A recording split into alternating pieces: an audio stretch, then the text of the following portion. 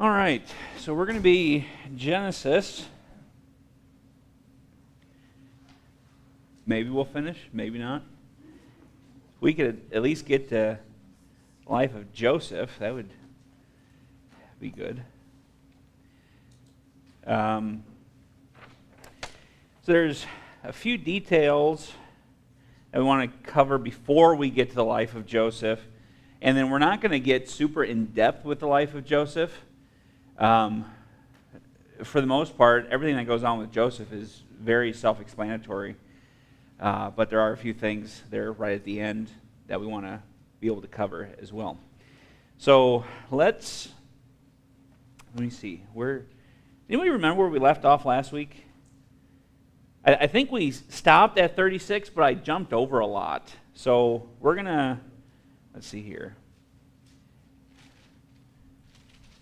So let's go to 27 again, and we're going to cover another line of just kind of review a little bit from last week, and then point out a couple more things that are going to help us with the life of Joseph and the blessings of Jacob on his children at the end. So we're going to be in 27. Let's go ahead and pray, and we'll get into this morning. Father, thank you for your goodness to us and the time to study your word together. Please help us as we seek to understand your word. Help us to have a better grasp of it. Help us to see how this all fits together. And Lord, would you please bless our time now as we study in Jesus' name. Amen. So in 27 is where we have Jacob deceiving for his blessing. Now, Rebekah loved Jacob. Remember, Jacob and Isaac. They're not Jacob and Isaac. Jacob and Esau. My name's Jacob Isaac. Jacob and Esau are twins, kind of. Would that be? What kind of twins would that be? When they come on, they're born at the same time, but they don't look alike. What do they call it? Paternal? Maternal or paternal? M or P? P. Okay, paternal. Okay. What's that? They're twins that don't look alike. What's that? In layman's terms, yeah. I forgot this. I'm not going to ask Google. Never mind. That's way too off subject. So Jacob and Esau, Rebekah loves Jacob. She favors him because he's the mama's boy. Esau, he's kind of the rough, tumble. He's the man of the field. He's the guy that likes to be out in the woods, and he likes to hunt and do all those manly things. And he has rough hands, rough skin, weathered, and a very hairy man. So he knows that the birthright is coming down, and so Rebekah wants Jacob to have the birthright because she likes him more. Mama's boy, wants to look out for her son. So she works out a plan. Here's what you're going to do to deceive your father in order to get the blessing. Now, remember, Esau has already sold his birthright. Esau sold his birthright. I'm going to die. Give me some of your beans that you made. And Jacob says, hey, I'll give it to you if you give me your birthright. And he did. He said, what's the birthright to me if I die? And so now it comes time for the blessing. And the blessing is when this is actually going to be conferred, the birthright is going to be conferred upon the child. And so Jacob deceives for it. And he dresses up like Esau, puts some goat's hair on his neck and on his hands. So when he goes in, his dad is going to be able to tell the difference in the voices. But if he smells like Esau and if he feels like Esau, then that should be good enough. And so that's what happens. Isaac blesses Jacob. It's really bad when your name is in the Bible and then you're trying to keep the names straight. So Isaac blesses Jacob, thinking it's Esau. Esau comes in as soon as Jacob goes out, and he brings the meat that his father was wanting, and he's coming in expecting his dad to bless him. And he's like, wait a minute, somebody Somebody else was already in here. Who was that before? And so Jacob took it. And so, long story short, Esau wants to kill Jacob. Because if Jacob's not around, then I'm going to get my birthright and the blessing back. So that's what he's wanting to do. Now, so Rebekah sends Jacob to Laban, her brother. So he's going back over to basically the Middle East, where farther over back where Rebekah's from. And so Jacob's there. He's going to take a wife. While he's there, he sees Rachel. When we get to chapter 20, this would be 29. He sees Rachel, and he falls in love with Rachel. She's the looker. She's the one that he wants. But she's the younger daughter. And so Laban tricks him. He says, if you work for 7 years for me, for a dowry, you work 7 years for me, and I will give you Rachel. And so he agrees, and he works. And, it's like the typical love story. It seemed like a few days. 7 years, few days. He's just focused on the love of his life. Wedding night comes. They marry. Wonderful. It's beautiful. Wake up the next morning. Well, who are you? You're not Rachel. You're Leah. What's going on? And so, of course, he's upset at Laban. Laban says, Rachel's the younger daughter. It's not customary to give the younger daughter away first before Leah. So, you work another 7 years, and you can actually have Rachel. You agree to 7 years, and you can have Rachel. So, he doesn't make him work for the 7 years first. He makes him agree to the 7 years. He marries Rachel. Then he works the 7 years. And during that time, while he's working, God is blessing Jacob. And the flocks are doing great. Everything's going well for Jacob while he's there. And 7 years ends, and they're ready to leave. But now, in the process of those 7 years, there's going to be 12 children born. 11 boys, 1 daughter. And this is what I wanted to focus on here as we come to chapter 29. So, not only do you have 2 sisters, okay, it's polygamy, having a man having more than 1 wife. Good idea or bad idea? Bad idea. And it's not the way God wanted it to be to begin with. And bad enough that he would have 2 wives, but he has 2 wives that are sisters. And one that he doesn't, and the one that he got first is one that he didn't want to begin with. I mean, there's just a whole lot of problems here. I mean, this is a guy, I'm surprised he didn't have a heart attack or a stroke. I mean, this is going to be a stressful situation. And then on top of that, when we come, initially, both sisters are infertile, it seems like. Because when we read here, chapter 29, verse 31, it says, "And when the Lord saw that Leah was hated," meaning that she was kind of lower in the eyes of Jacob, "He opened her womb, but Rachel was barren." So Rachel's the one that he loves, and he wants to have children. Rachel wants to have children. Leah now is the one that is going to have the children, and she is the one that Jacob doesn't like. And so in her mind, if I could just have children, then Jacob would love me because I would be producing an heir. Okay, so this was a big deal. Today, maybe that's not such a big deal for most people, but it's a big deal generally, I think, for a wife to want to be able to give her husband a child. And she's been unable to do that. So, verse 32, "Leah conceived and bare a son, and she called his name Reuben, for she said, 'Surely the Lord hath looked upon my affliction. Now, therefore, my husband will love me.'" So she's thinking, well, I produced an heir. This is the firstborn son. Now my husband will love me. Okay? So she has Reuben. Then right after that, it seems like, because this is all, you're going to have 12 children born in a 7-year period of time. So, I mean, this is boom, boom, boom, boom. They're having these one right after another. So as soon as he's born, he's got another bun in the oven.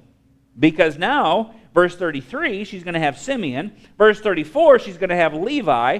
Verse 35, she's going to have Judah. So if you notice on your sheet here, you have the first 4 children here at the bottom. Okay? So you have Reuben, Simeon, Levi, Judah. Those are the first 4. Now, what's going to happen? Chapter 30, now Rachel's going to try to take a turn. Now just pay attention here to how this works. Verse 1, and when Rachel saw that she bare Jacob no children, Rachel envied her sister and said unto Jacob, give me children or else I die. So you can already understand the tension that's here. Leah's the one that's not liked. I mean, Rachel's already having to compete. She was deceived the first time, didn't get to marry the guy that she wanted to the first time. Leah is married. Their sisters married together. Now, Leah's the one that's having the children, and Rachel's not. And she's the one that's been wanting to have the children. So, and you can just see that the tension is rising here. And Jacob's anger was kindled against Rachel, and he said, am I in God's stead? Am I in the place of God, who hath withheld from thee the fruit of the womb? It's like, how can you demand children of me? It's not like this is my fault, right? I mean, he's already popped 4 out, right? So it's not like there's an issue with Jacob. He's saying, look, I'm not the one who's closed up your womb. What are you angry at me for? But verse 3, and she said, behold, my maid, or my servant, Bilhah. Go in unto her, and she shall bear upon my knees, that I may also have children by her. Who does that sound like? We've heard that before. Abraham and Sarah. The exact same thing. Funny how that stuff kind of goes in the family, isn't it? And she gave him Bilhah, her handmaid, to wife, and Jacob went in unto her. And Bilhah conceived, and bare Jacob a son. And now, if you want to talk about a slap in the face, this is it. Just like it was with Sarah. And Rachel said, God hath judged me. She's like, man, this is like adding insult to injury here. I thought I'd be happy having a child. Now I'm really kind of upset because I know in reality this isn't my child, even though it sounded good. And so Bilhah is going to have Dan there in verse 6. And then it says, verse 7, Bilhah, Rachel's maid, conceived again and bare Jacob a second son. And Rachel said, with great wrestling have I wrestled with my sister, and I have prevailed. And she called his name Naphtali. And when Leah saw that she had left bearing, so now apparently a period of time has gone by, and her and Jacob have been together a few times, and she's realizing, oh my word, I'm not getting pregnant anymore. I'm not producing anymore. So she says, okay, here's Zilpah. I'm sure she had a great personality. Here's Zilpah, my handmaid. You go in unto her, and you have her to wife, and she can have my children for me. So verse 10, Zilpah, Leah's maid, bare Jacob a son. Verse 11, his name is Gad. Then verse 12, Zilpah, Leah's maid, bare Jacob a second son. Leah said, happy am I, for the daughters will call me blessed, and she called his name Asher. Now watch verse 14. So she has 2 more children. There in your notes. You can see it there in the picture. Bilhah as Dan and Naphtali. Gad and Asher. Zilpah has those 2. And so then she stops. Now Reuben is the firstborn. He's out during the wheat harvest, so this is sometime in late spring, early summer. He's out there, and he's going through the fields, and he happens upon, verse 14, found mandrakes in the field. Now, mandrakes, this is just funny how all this is. I can't imagine the conversations that are going on here having these in real life. This is just unreal. And so he finds these mandrakes. Now, what mandrakes are is they're like a little orange fruit, and they're called love apples, is what they refer to them as. And these are some type of an aphrodisiac. And so he brings them into his mom, Leah, who hasn't been having children. And he gives them to her. She says, give me. Just a second here. I found them in the field, brought them unto his mother Leah. Then Rachel says to Leah, give me, I pray thee, of thy son's mandrakes. Now watch this. She's going to barter with these mandrakes. And she said unto her, is it a small matter that thou hast taken my husband? And wouldest thou take away my son's mandrakes also? And Rachel said, therefore, he shall lie with thee tonight for thy son's mandrake. So obviously Jacob is going to be with Rachel more often. Leah's not liking that. And so Rachel says, okay, fine. You want your husband? Give me some of your mandrakes and I'll let him come over to your bed. Basically what's going on here. Jacob came out of the field in the evening. Leah went out to meet him and said, thou must come in unto me, for surely I have hired thee with my son's mandrakes. And he lay with her that night. This almost sounds like prostitution in some way. And this is going on within husbands and wives. This is, you can't make this stuff up. This is interesting. And so he hearkened to Leah. She conceived, bare Jacob a fifth son. So Issachar, verse 18. Then Leah conceived again and bare a sixth son, which is Zebulun in verse number 20. Now, verse 21, afterwards she bare a daughter and called her name Dinah. Dinah, won't you blow? Dinah, won't you blow? Dinah, won't you blow? Sorry, I can't resist. Now, we don't know if there's more daughters born to them. There might have been. But Dinah is specifically mentioned because there's going to be a whole chapter that deals with her coming up here. Okay, so now verse 22, God remembered Rachel, and God hearkened to her and opened her womb. And verse 24, she's going to have Joseph. So now, if you look at your chart here, you have Jacob, then have his four wives, Leah, Rachel, Bilhah, and Zilpah are his wives, but they're concubines. Now, a concubine is best I can gather what a concubine is. They are considered a wife, but they don't have the same legal status as a wife.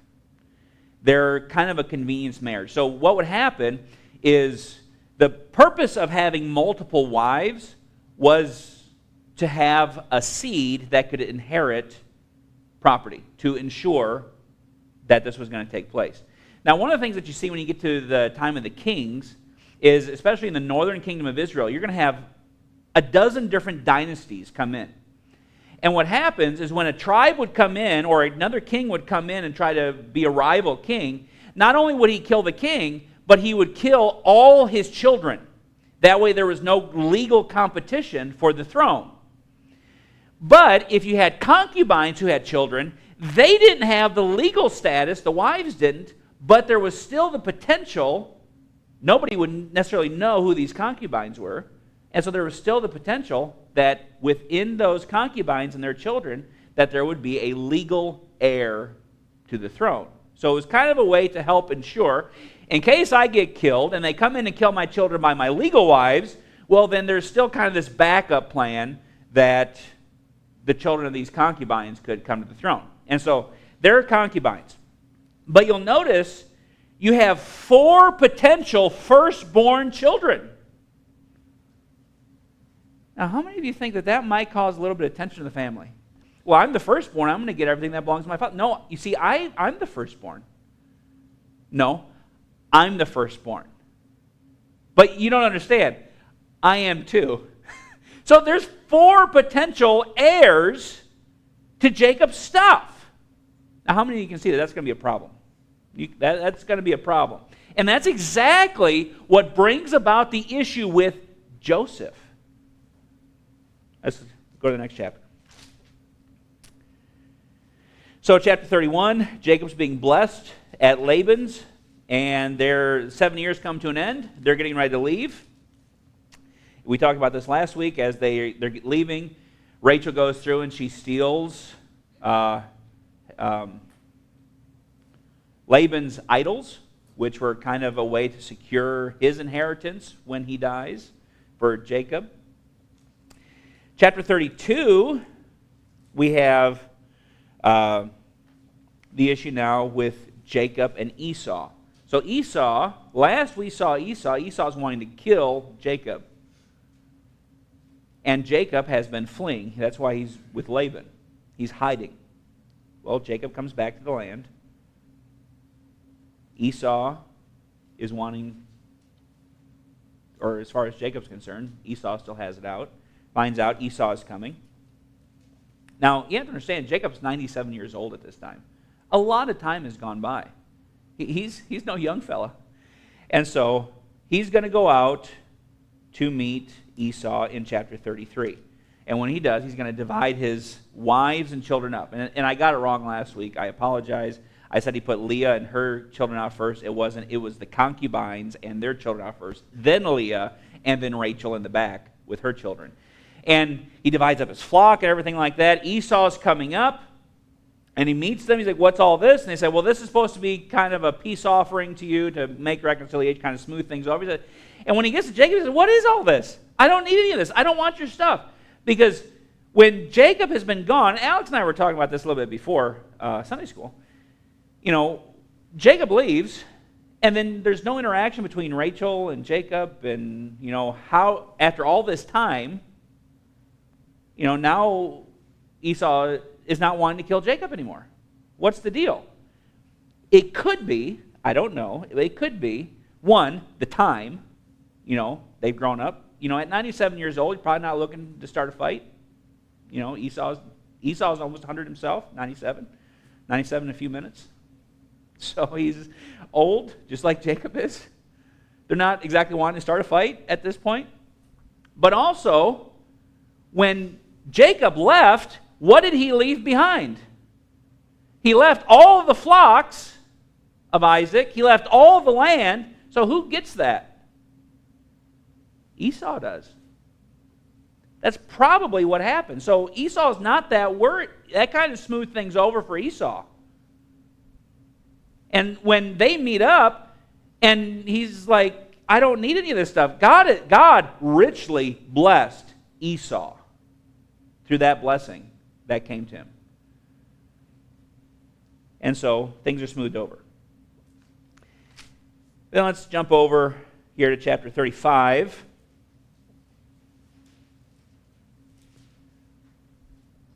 Now, Rachel is going to have her last child.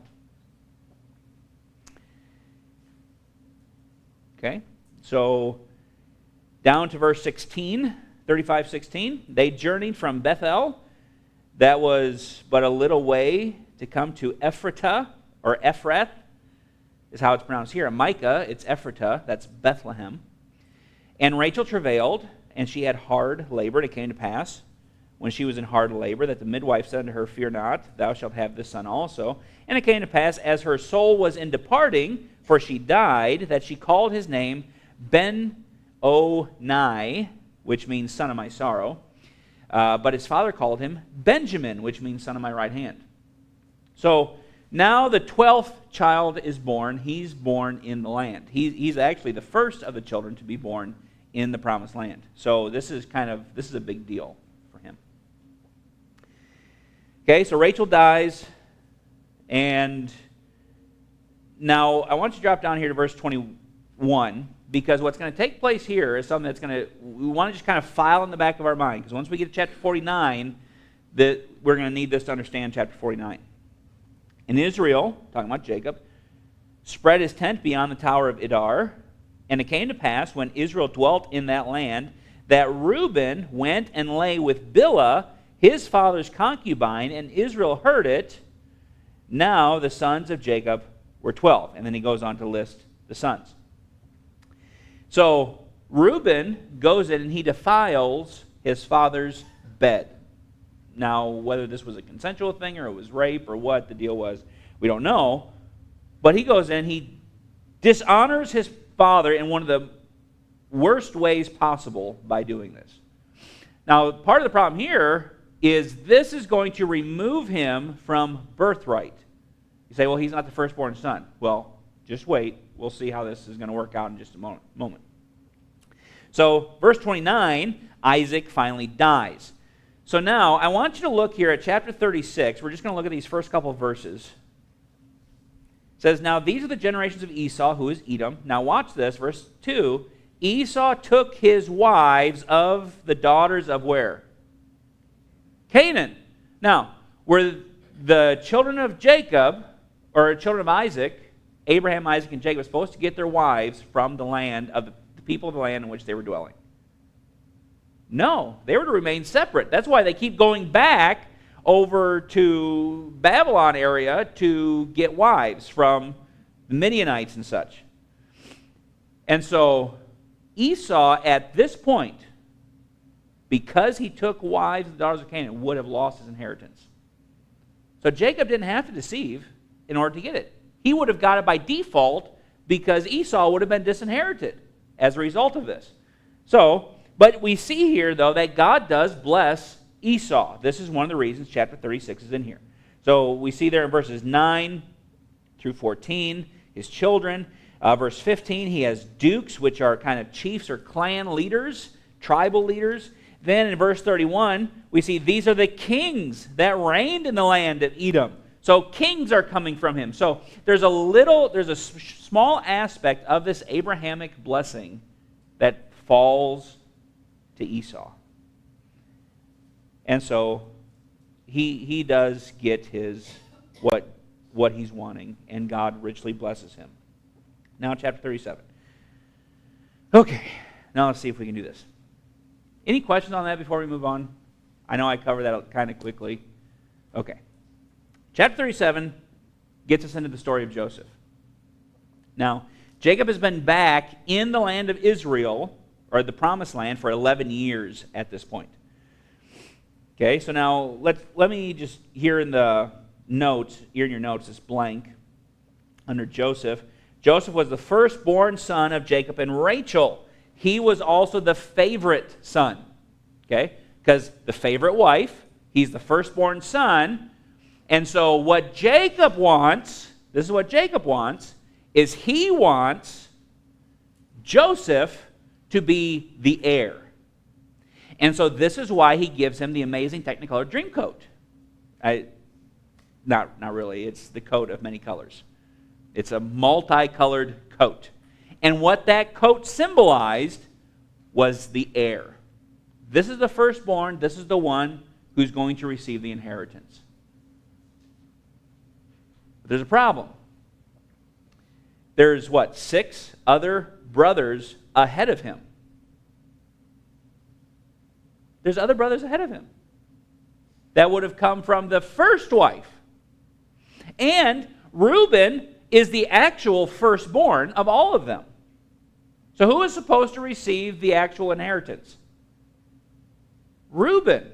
Reuben is supposed to receive this, but he's wanting to give it to Joseph instead. So verse 3, he gives him the coat of many colors. That's what this symbolized. Now watch, verse 4. When his brethren saw that their father loved him more than all his brethren, they hated him and could not speak peaceably unto him. Anytime Joseph said something, his brothers always snapped. They didn't like him. They didn't care for him. They would not speak peaceably to him. It was always a sarcastic remark. It was always something mean. They were not nice to Joseph. And so, now Joseph is going to dream a couple dreams. The first dream, he tells his brothers, who already don't like him, and he says, hey, guys, listen, you're going to love this. This is the dream that I had last night. We were out in the field reaping, and we took our sheaves and bundled them up, and mine was in the middle, and your guys' 11 sheaves were circled around mine, and all your sheaves bowed down to mine. Well, they understood what that meant. They didn't need an interpreter for that. And they got really angry. Said, you expect us to bow down to you and pay obeisance to you? No way. Then he has another dream. And this one's even worse. And he goes to his father. Notice here, verse 9, he dreamed yet another dream, told his brethren, said, behold, I have dreamed a dream more, and behold, the sun and the moon and the 11 stars made obeisance to me. So now, he's not even a star, it's just, this is me, and the sun, moon, and 11 stars. Now, the 11 stars, that's pretty easy because there would have been 11 brothers, right?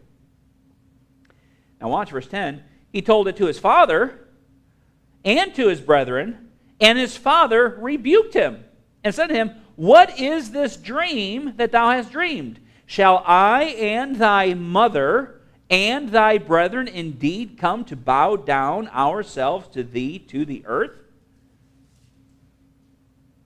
So notice, the sun and the moon is Jacob and Leah. Rachel's dead, so Jacob and Leah. And then the stars are the 11 brethren. Now this is important because when you get to the book of Revelation, chapter 12, John is going to see a vision. He's going to see a woman clothed with the sun, the moon under her feet, and a crown of 12 stars. So what is that representative of? Well, here's where we get the interpretation. This is Israel. You have the moon, the sun, and 11 stars, Joseph himself being the 12. So you have the interpretation for it. So they dreamed this, and then verse 11, his brethren envied him, but his father observed the saying. He's like, well, we'll just kind of see how this plays out. So, verse 12, the brethren went to feed their father's flock in Shechem. Okay, so they go out, they go a distance away with the flocks, they're feeding the flocks, taking them to good green pastures, and one day Jacob decides, Joseph, you need to go check on your brothers, because we know you're going to come back, and if they're doing anything wrong, you're going to tell us, because that's what you're really good at, is being a narc on your brothers. And so that's exactly what he does. So he's on his way. As he's going, he asks somebody, have you seen my brothers? He tells them, yeah, we saw them over here. They go, and when the brothers see him coming, here he comes. Let's kill him.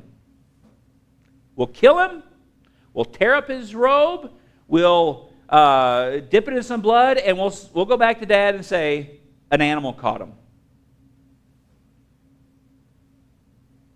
So that sounds pretty good. But Reuben, verse 21, heard it and delivered him out of their hands and said, let us not kill him. And Reuben said to them, shed no blood, but cast him into the pit that's in the wilderness.